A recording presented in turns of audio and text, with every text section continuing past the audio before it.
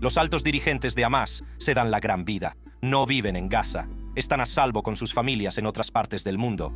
Hamás es una organización política y militar palestina que gobierna la Franja de Gaza, aunque las imágenes de Internet pintan la Franja de Gaza como una zona asolada por la pobreza. Los altos dirigentes de Hamás están lejos de ser pobres. De hecho, son multimillonarios. Con un patrimonio neto compartido de 11.000 millones de dólares entre los 3 altos cargos de Hamás, no es ningún secreto que son asquerosamente ricos. Y esa riqueza va acompañada de un estilo de vida opulento. Desde dónde viven, qué comen y cómo viajan, los más ricos de Hamás destilan abundancia de recursos. Estas son las vidas de los Hamás más ricos. Los Hamás más ricos. El escrutinio de los estilos de vida multimillonarios de los altos mandos de Hamás comenzó cuando la Embajada de Israel en Estados Unidos envió un tuit en el que exponía su riqueza. Según el tuit, Abu Marzouk vale 3.000 millones de dólares, Khaled Mashal 4.000 millones, Ismail Haniyeh 4.000 millones, y la facturación anual de Hamás es de 1.000 millones de dólares. Entonces, ¿quiénes son exactamente estos 3 multimillonarios y por qué o cómo se han hecho con sus miles de millones? Se cree que Ismail Haniyeh, primer ministro de facto de Gaza, es el más rico de los 3 altos dirigentes, a pesar de que una vez prometió vivir solo de aceite de oliva y especias za'atar. Haniyeh ha estado viviendo una vida de opulencia desde 2019.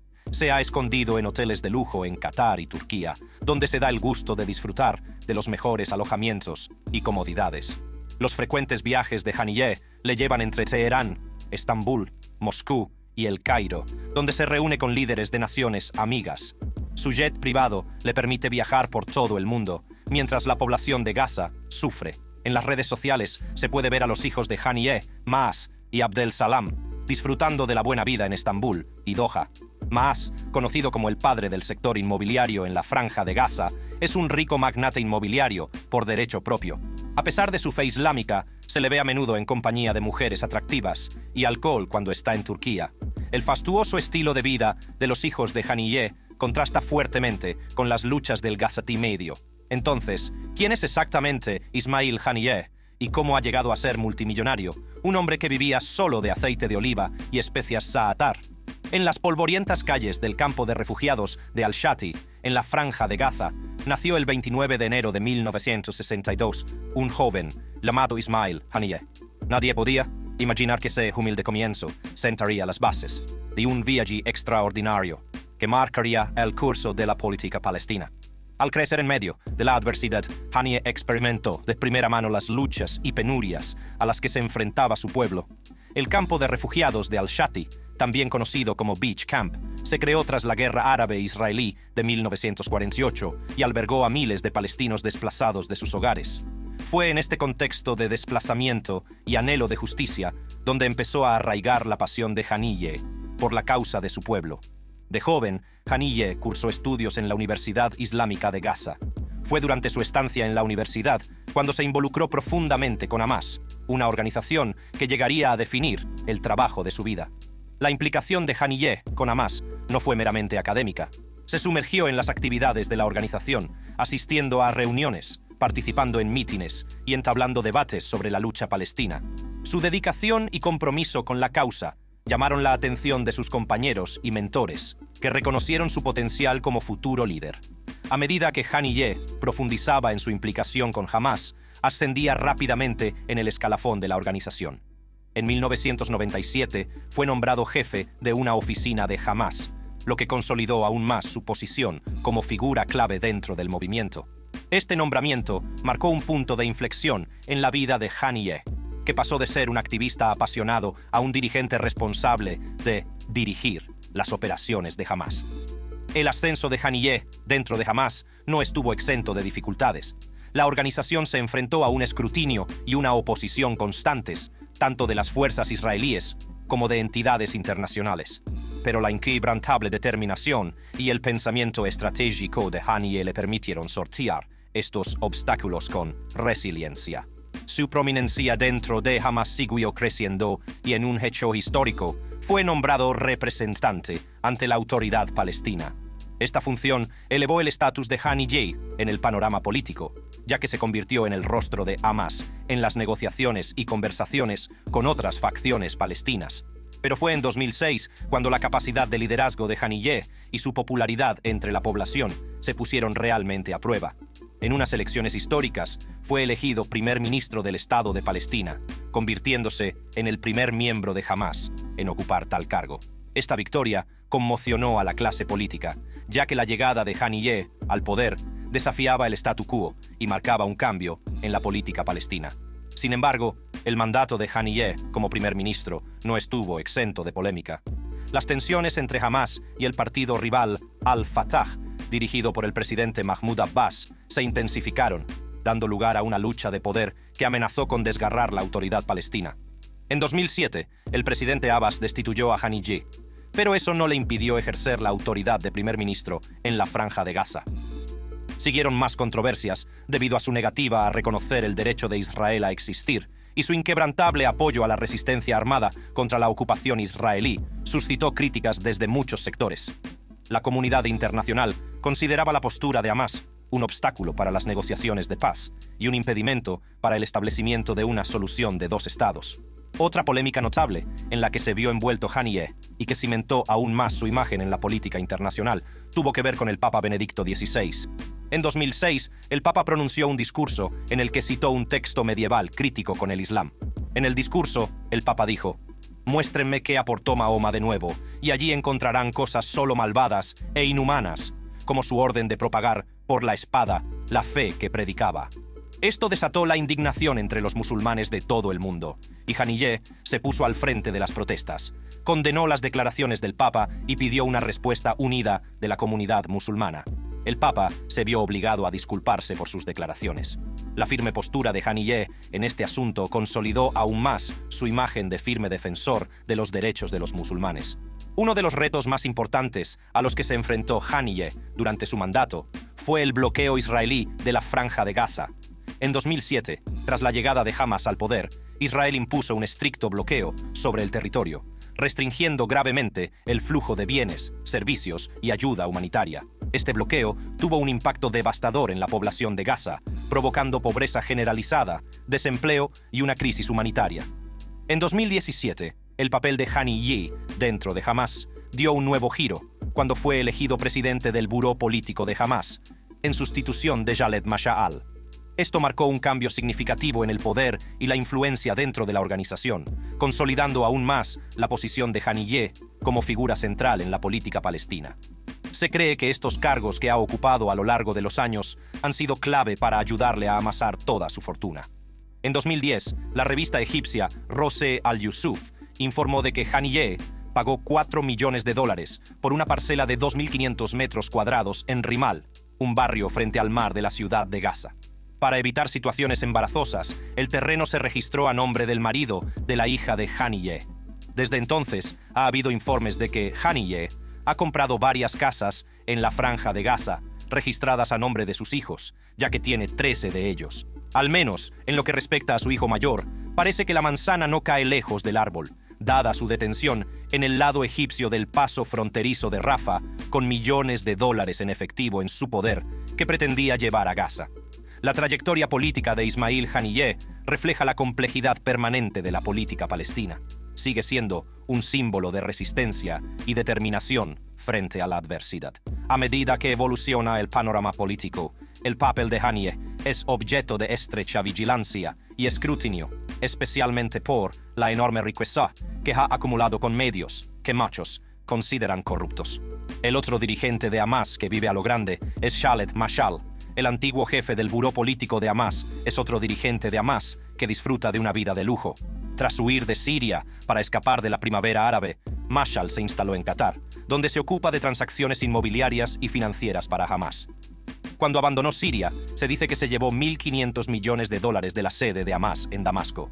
Con su inmensa riqueza, Mash'al tiene acceso a los mejores alojamientos, experiencias gastronómicas y entretenimiento que el dinero puede comprar. En la polvorienta ciudad de Silwat, situada en la Cisjordania, ocupada por Jordania, nació el 28 de mayo de 1956 un joven llamado Khaled Mash'al.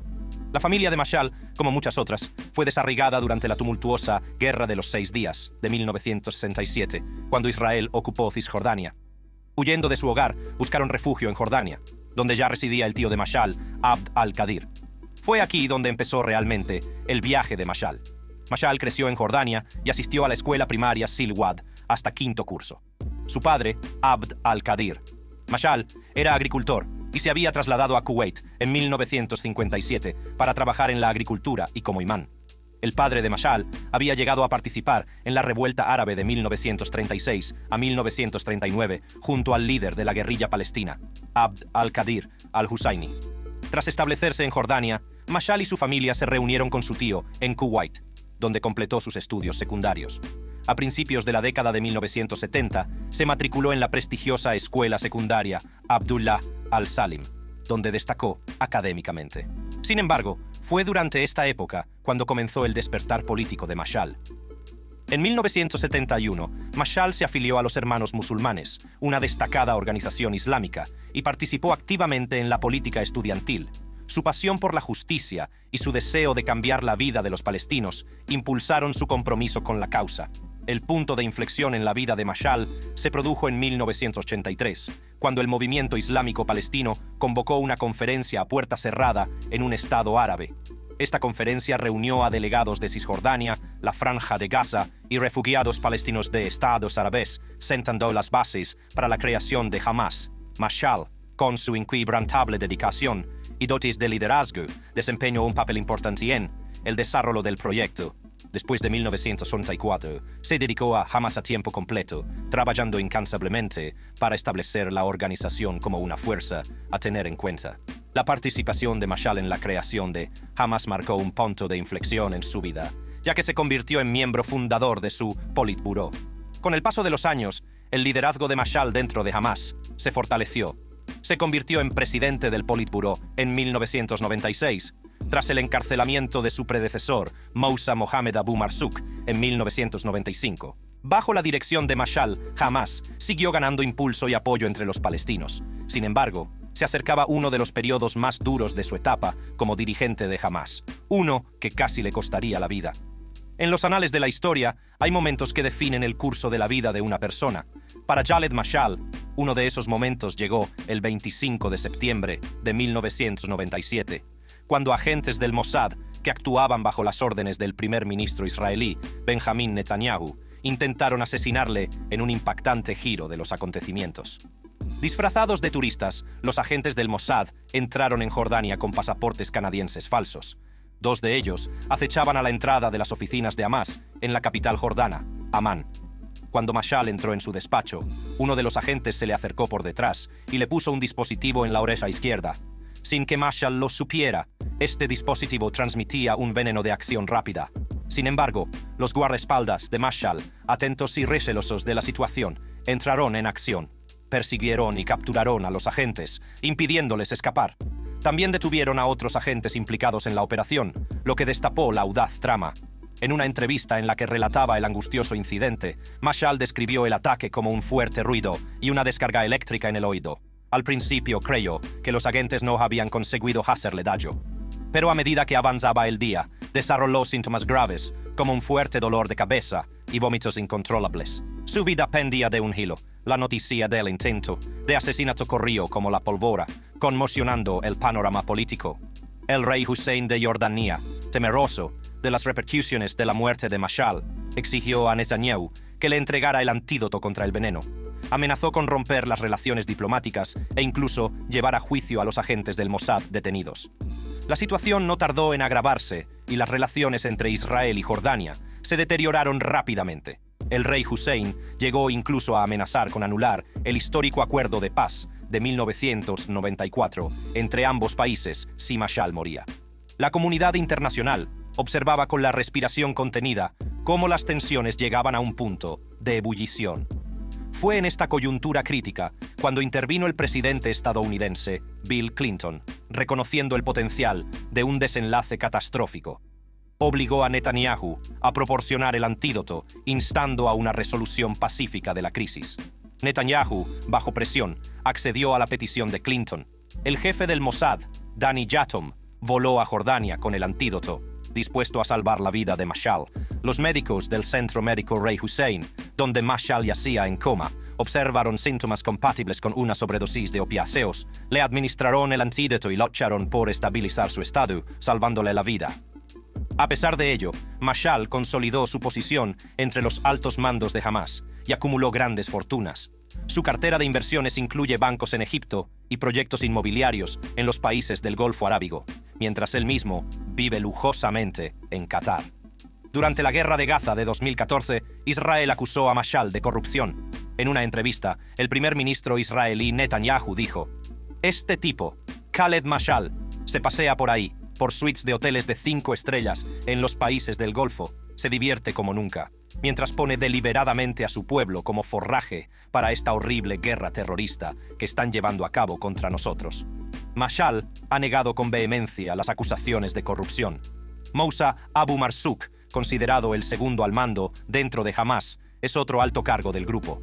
Tras pasar 14 años en Estados Unidos, donde fue detenido por actividades de apoyo al terrorismo, se trasladó a Jordania, luego a Siria y finalmente se instaló en El Cairo en 2012.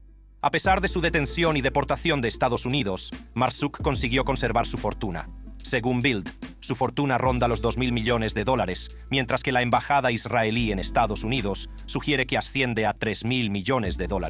Con su inmensa fortuna, Marzouk tiene acceso a los lujos y comodidades más refinados. Se dice que a principios de la década de 1990, Marzouk lanzó una campaña de recaudación de fondos en Estados Unidos entre musulmanes ricos y al mismo tiempo fundó varias operaciones bancarias.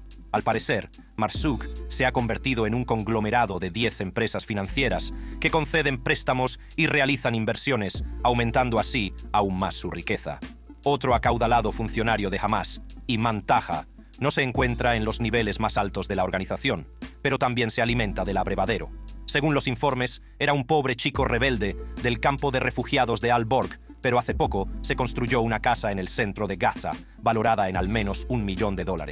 Es el responsable de la coordinación entre Hamás en el extranjero y Hamás en la franja de Gaza, y ni siquiera es una figura destacada, pero ya está entre los millonarios. La persona que dirige Hamás dentro de la franja de Gaza, Yahya Sinwar, también ha amasado una fortuna considerable, estimada entre $1 y $3 millones, según la BBC. Sinwar, que nació en el campo de refugiados de Jan Yunis durante el dominio egipcio de la franja de Gaza, es el fundador del Servicio de Seguridad de Hamás. Aunque fue condenado a 4 cadenas perpetuas en Israel en 1988, fue liberado en un acuerdo para traer de vuelta al soldado israelí capturado Gilad Shalit y fue restituido como alto dirigente de Hamás. En 2017 fue nombrado jefe de Hamás en la franja de Gaza. Además, está la persona conocida por los palestinos como el cerebro y por los israelíes como el gato de las 9 vidas, y ahora también como el planificador del atentado terrorista más reciente.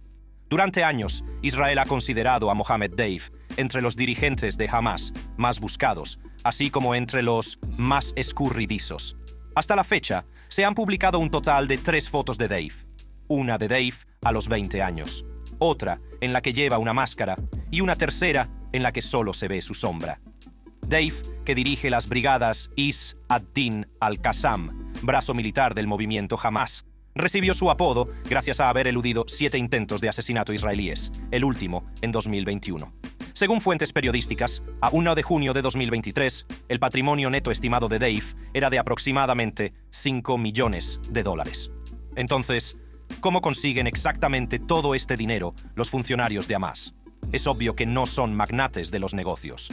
¿Cómo se han hecho con toda esta riqueza? La respuesta le sorprenderá, ya que el gobierno de Estados Unidos también está implicado. Los orígenes de Hamás. En el tumultuoso panorama del conflicto palestino-israelí, una organización ha surgido como una fuerza poderosa que desafía el statu quo y defiende los derechos del pueblo palestino. Esta organización es Hamás. Para comprender realmente los orígenes de Hamás, debemos ahondar en sus raíces y en las circunstancias que llevaron a su formación. Hamás fue fundada en 1987 por Ahmed Yassin, imán y activista palestino, que pretendía crear una organización que luchara contra la ocupación israelí y defendiera la causa de la liberación palestina. Pero para comprender plenamente el ascenso de Hamás, Primero debemos explorar su conexión con los hermanos musulmanes. La Hermandad Musulmana, una organización panislámica fundada en Egipto en la década de 1920, pretendía establecer estados islámicos basados en la Sharia. Su ideología caló en muchos palestinos frustrados por la ocupación israelí y la falta de avances en la consecución de un Estado palestino. La influencia de los hermanos musulmanes se extendió por toda la región y su ideología encontró terreno fértil entre los palestinos. Ahmed Yassin, una figura carismática, reconoció la necesidad de una organización palestina que desafiara el dominio de Israel y luchara por los derechos del pueblo palestino. Con esta visión en mente, reunió a personas de ideas afines y creó Hamas como entidad política y militar.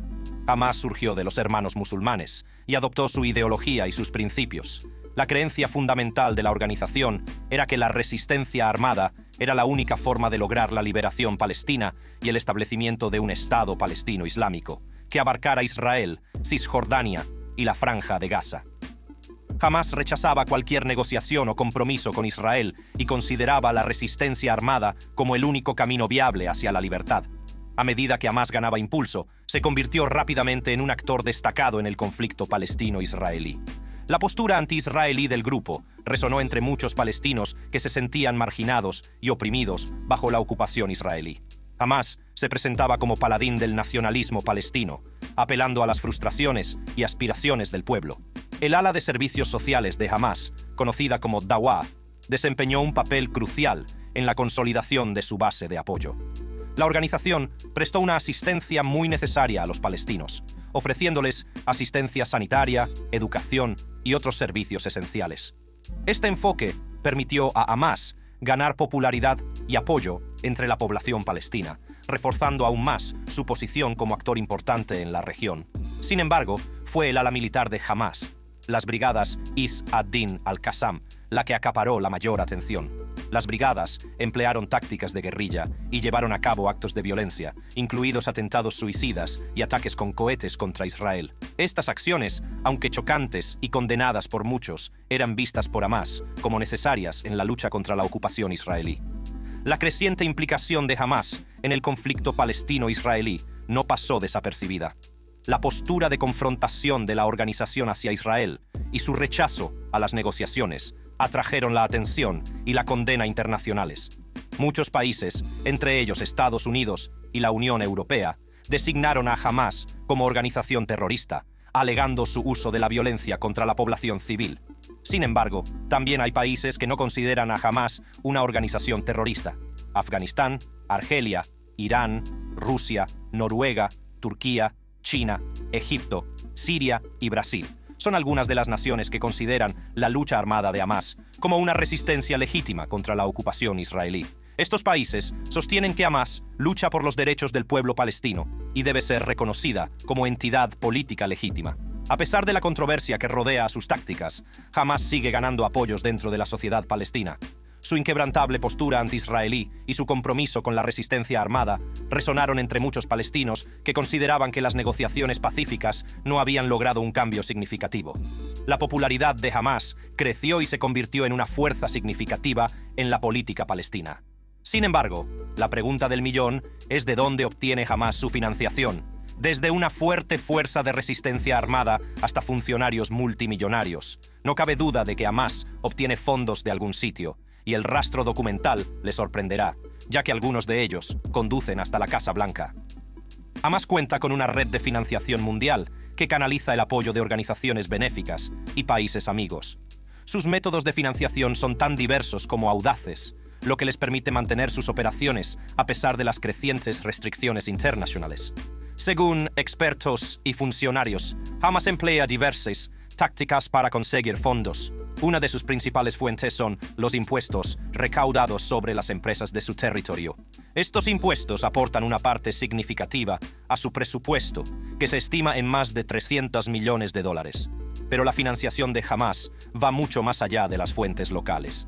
Han dominado el arte de pasar dinero en efectivo a través de los túneles de Gaza, un método clandestino que les permite eludir el escrutinio y acceder a fondos de diversas fuentes.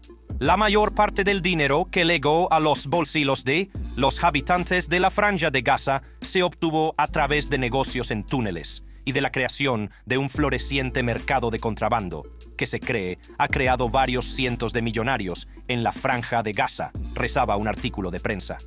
Según fuentes de Gaza, la riqueza de Hani G, como la de otros altos cargos de Hamás, procedía principalmente de la floreciente industria de los túneles. Los altos cargos de Hamás, incluido Hani G, gravaban con impuestos del 20% todo el comercio que pasaba por los túneles. Según una fuente, los altos dirigentes de Hamás cobraban un impuesto del 25% y $2.000 por cada vehículo desmontado que atravesaba los túneles. Hay cientos de túneles de contrabando de Egipto a Gaza, y estos son los tipos de túneles que Israel se ha ocupado menos de destruir, porque Egipto ha destruido muchos de ellos. Desde junio de 2007 hasta 2010, se transfirieron $800 millones en efectivo en negocios con túneles, según información de comerciantes de dinero de Hamás. Hamás también cobra impuestos a los comerciantes de Gaza por todo lo que comercian, desde cajas de verduras hasta coches de lujo, y los dirigentes se llevan el dinero a sus bolsillos. En los túneles de Rafah, la ciudad, a caballo entre Gaza y Egipto, por ejemplo, floreció una industria de contrabando de combustible procedente del Sinaí. El combustible subvencionado por el gobierno egipcio entraba en Gaza a bajo precio, pero se vendía por 8 veces más. Los que mayores beneficios obtenían de la venta del combustible eran los miembros de Hamás, incluso cuando Egipto informaba a menudo de la escasez para su propio pueblo. A diferencia del secretismo que rodea a los propios túneles, su papel en el enriquecimiento de Hamás y sus partidarios hace tiempo que salió a la luz. En la actualidad, más de la mitad de los habitantes de Gaza viven en la pobreza extrema, pero ya en 2002 se informó de la existencia de unos 600 millonarios que vivían en Gaza y que habían hecho fortuna gracias a los cientos de túneles subterráneos situados a lo largo de la frontera entre la Franja de Gaza y Egipto. En los últimos años, Hamás también ha recurrido a las criptomonedas, las tarjetas de crédito y los acuerdos comerciales artificiales para evitar ser descubierto. El uso de criptomonedas, en particular, ha levantado ampollas. Se ha convertido en uno de los usuarios más exitosos de criptomonedas para financiar el terrorismo. Hamás ha sabido aprovechar el anonimato y la trazabilidad de las criptomonedas, lo que le ha permitido recibir fondos de simpatizantes de todo el mundo y eludir los sistemas financieros tradicionales. Sin embargo, cabe señalar que el sistema del libro mayor de las criptomonedas permite rastrear estas transacciones. Esto ha facilitado a las autoridades dirigir sus esfuerzos de recaudación de fondos. Sorprendentemente, los investigadores de blockchain TRM Labs revelaron que la recaudación de fondos criptográficos por parte de Hamás ha aumentado tras las rondas de violencia que involucran al grupo. Tras los enfrentamientos de mayo de 2021, las criptodirecciones controladas por Hamás recibieron más de $400.000. Sin embargo, desde el reciente aumento de la violencia en 2023, destacados grupos de apoyo vinculados a Hamás solo han conseguido mover unos pocos miles de dólares a través de cripto. TRM Labs sugiere que las autoridades israelíes los tienen en su punto de mira inmediatamente, lo que ha provocado una disminución del volumen de donaciones. De hecho, Israel ha incautado criptodivisas por valor de decenas de millones de dólares de direcciones vinculadas a Hamás en los últimos años. Entre diciembre de 2021 y abril de este año, las autoridades israelíes incautaron casi 190 cuentas de criptomoneda vinculadas a Hamás. Aparte de eso, después de grandes pérdidas en 2023 y debido a la capacidad de rastrear las transacciones en el sistema de contabilidad de criptodivisas, altos funcionarios de Hamás dijeron que se mantendrían alejados de estas monedas. Es probable que estas criptopérdidas se recuperen fácilmente gracias al apoyo de Irán, que el año pasado aumentó significativamente la financiación anual del ala militar de Hamás de $100 millones a unos $350 millones.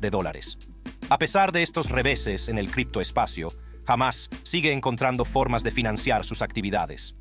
Han establecido una red secreta de empresas que gestionan $500 millones en inversiones en varios países, entre ellos Turquía y Arabia Saudí. El Tesoro de Estados Unidos, en un movimiento audaz, anunció sanciones a estas empresas en mayo de 2022, exponiendo el alcance financiero de Hamás y su capacidad para operar a través de canales legítimos. Pero la red de financiación de Hamás se extiende más allá de estas fuentes. Irán firme defensor de la causa palestina, proporciona hasta $100 millones anuales en apoyo a grupos palestinos, incluido Hamás. Al ser uno de los principales patrocinadores del grupo, no solo proporciona ayuda financiera, sino también armas y entrenamiento. Sus métodos para mover el dinero incluyen empresas ficticias, transacciones marítimas e incluso metales preciosos. El régimen iraní ve a Hamás como un valioso apoderado en su lucha de poder regional contra Israel y sus aliados. Apoyar la causa palestina ha sido un pilar de la República Islámica desde la Revolución de 1979 y una forma de que el país se erija en líder del mundo musulmán. Los cientos de millones de dólares que Irán ha proporcionado supuestamente a Hamás permiten al grupo llevar a cabo sus actividades militantes y mantener su infraestructura. Este apoyo financiero ha permitido a Hamás adquirir armamento sofisticado, incluidos cohetes y explosivos, lo que supone una importante amenaza para la seguridad de Israel. Otro actor destacado en la financiación de Hamás es Qatar.